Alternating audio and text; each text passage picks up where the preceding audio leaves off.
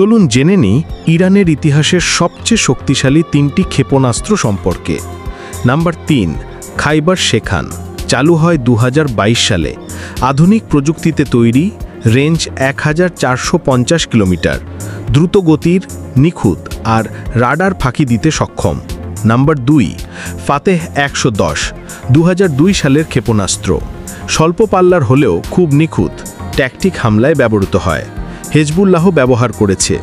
Number 1, Shahab 3, 1998 সালে চালু। ইরানের প্রথম মধ্যম পাল্লার ক্ষেপণাস্ত্র। রেঞ্জ প্রায় 2000 কিলোমিটার, ইসরায়েল সহ উপসাগরীয় অঞ্চলে আঘাত হানতে সক্ষম। এই 3টি ক্ষেপণাস্ত্রই ইরানকে এক ভয়ঙ্কর আঞ্চলিক শক্তিতে পরিণত করেছে।